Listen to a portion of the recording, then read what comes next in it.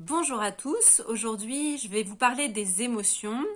C'est un sujet que j'aime bien, vous le savez. Je vais vous parler en fait de comment mieux vivre ces émotions sans les bloquer et sans qu'elles explosent, qu'on soit trop impulsif.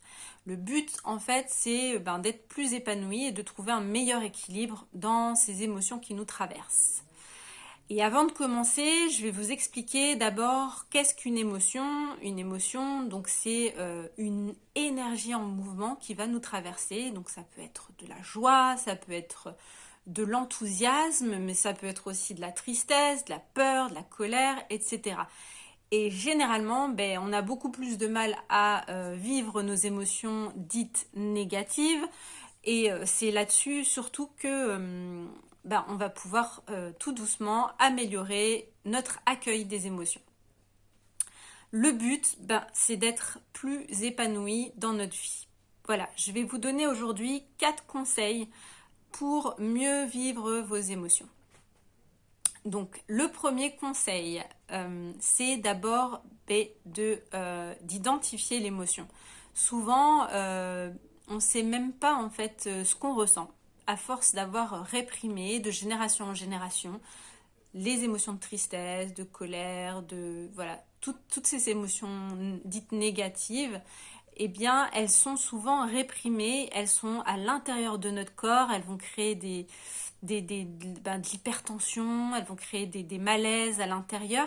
Et alors, ça va être un travail d'abord de voir cette émotion avant qu'on la bloque et de dire ah mais oui, en fait, ça, là, je ressens de la colère ou de la tristesse, mais j'arrivais plus à le savoir parce que j'avais ce réflexe de fuir l'émotion. Donc c'est ça en fait, identifier, c'est ne pas fuir l'émotion. Et comment on fuit l'émotion? Généralement, on la fuit en évitant certaines situations, certaines personnes. Voilà, on va éviter les situations pour ne pas être dans cette espèce de mal-être. Enfin, on est mal à l'aise. Et du coup, on va éviter d'identifier cette émotion, de vivre cette émotion.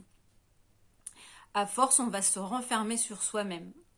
On va fuir aussi en accusant les autres. Donc, avant même de ressentir une émotion, on va tout de suite se mettre un espèce de carcan en ayant comme de la révolte contre les autres, contre la société. Voilà, on va éviter de ressentir en mettant des fautifs et en s'enfermant en fait dans une espèce de carcan où on ressent plus rien. Voilà, et il y a beaucoup de gens qui ne s'en rendent pas compte. Ils disent moi je suis bien avec mes émotions, mais en fait ils se sont vraiment blindés. Ils ont mis comme une muraille autour de ces émotions. Voilà. Et surtout, donc on fuit en fait, on s'en rend pas compte non plus, mais on fuit en bloquant la respiration, en étant dans la suractivité, en, en mangeant, etc., etc. On peut se remplir pour ne plus ressentir. Donc voilà, il y a plein de façons de fuir nos émotions. Et là, l'idée, c'est d'être attentif à ça et de se laisser traverser par l'émotion au fur et à mesure. Bien sûr, ça demande de ralentir un peu notre rythme, d'être plus réceptif, ça c'est sûr. On ne peut pas être dans le rush et bien accueillir tout ce qui se passe en nous. Voilà pour le premier conseil, très complet. Deuxième conseil, c'est d'accepter l'émotion. Une fois qu'on l'a identifiée, qu'on sait qu'il y a une émotion, eh bien c'est de l'accueillir. Comment on l'accueille? En étant bien dans notre ventre, en respirant bien, en laissant passer en fait cette énergie, cette émotion sans se juger, sans mettre d'étiquette. Voilà, ça c'est pour le deuxième conseil. Le troisième conseil, c'est donc une fois qu'on a identifié, une fois qu'on l'a accepté, qu'on accueille l'émotion, c'est d'observer le lien de cause à effet entre nos émotions, la situation et la personne, la pensée. Ça peut être aussi juste une pensée qui nous provoque une émotion. Donc voir un peu comment l'émotion est liée à la situation ou à la pensée. et comprendre les schémas qu'il y a derrière, les croyances qu'il y a derrière. Ça, c'est des choses que je fais en coaching pour aider les gens à ne pas répéter toujours les mêmes situations dans leur vie.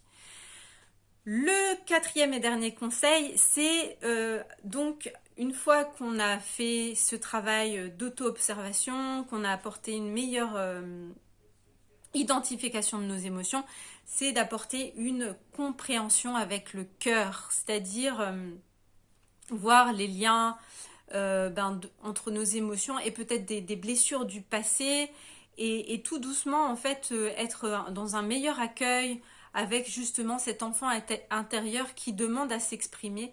Donc être dans un espace d'écoute, d'accueil où on va accueillir l'émotion et comprendre que tout ça a besoin d'être écouté. Voilà, donc le bénéfice d'être plus équilibré dans nos émotions, c'est d'être moins dans un état de réaction, donc moins être aussi malade à cause de nos émotions et de répéter toujours les mêmes schémas et d'être davantage, d'avoir un dialogue constructif en fait avec l'autre sans mettre la faute systématiquement sur l'autre. Voilà, d'être plus aimant avec soi, avec les autres. Eh bien, j'espère que cette vidéo vous aura aidé et je vous dis à très bientôt pour une prochaine vidéo.